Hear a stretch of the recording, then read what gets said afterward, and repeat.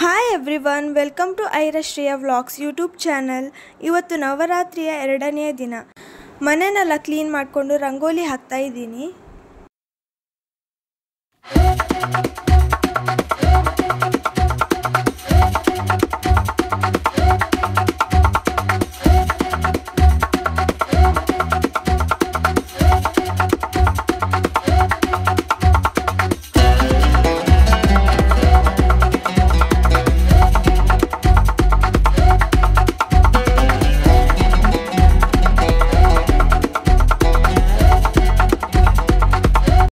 ಧೂಪ ಹಾಕೋಕೆ ಕೆಂಡ ಬೇಕಾಗುತ್ತಲ್ವ, ಹಾಗಾಗಿ ಬೆಂಕಿನ ಹಾಕ್ತಾ ಇದ್ದೆ.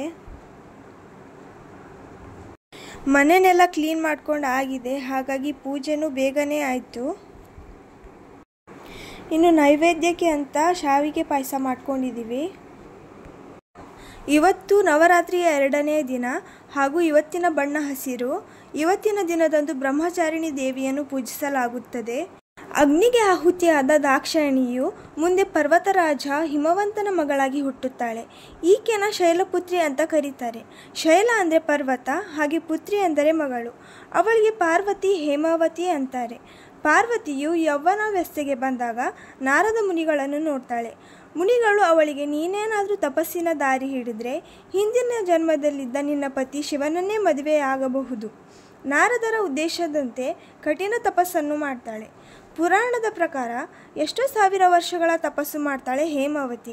ಕೇವಲ ಹಣ್ಣು, ಹೂವು, ಎಲೆ ತಿನ್ನುತ್ತಾ ತಪಸ್ಸು ಮಾಡಿದ ಕೆಲ ವರ್ಷಗಳ ನಂತರ ಎಲೆ ಸೇವನೆಯನ್ನು ನಿಲ್ಲಿಸಿ ತಪಸ್ಸು ಮಾಡ್ತಾಳೆ. ಪರ್ಣ ಎಂದರೆ ಎಲೆ ಎಂದರ್ಥ. ಎಲೆ ಸೇವನೆಯನ್ನು ನಿಲ್ಲಿಸಿ ತಪಸ್ಸು ಮಾಡಿದಳು. ಆಗ ಪಾರ್ವತಿಗೆ ಅಪರ್ಣ ಎಂಬ ಹೆಸರು ಬಂತು. ಶಿವನನ್ನು ಒಲಿಸಲು ಕಠಿಣ ತಪಸ್ಸು ಮಾಡಿದ್ದಕ್ಕೆ ಇವಳಿಗೆ ಬ್ರಹ್ಮಚಾರಿಣಿ, ತಪಶ್ಚಾರಿಣಿ ಎಂಬ ಹೆಸರು ಬಂತು. ಇವಳ ತಪಸ್ಸಿಗೆ ಮೆಚ್ಚಿದ ಶಿವ ಮುಂದೆ ಇವಳನ್ನು ಮದುವೆ ಆಗ್ತಾನೆ. ನಿಮಗೆ ಈ ವಿಡಿಯೋ ಇಷ್ಟ ಆಗಿದೆ ಅನ್ಕೋತೀನಿ. ಇಷ್ಟ ಆದರೆ ಲೈಕ್, ಶೇರ್, ಕಮೆಂಟ್ ಹಾಗೂ ಸಬ್ಸ್ಕ್ರೈಬ್ ಮಾಡಿ.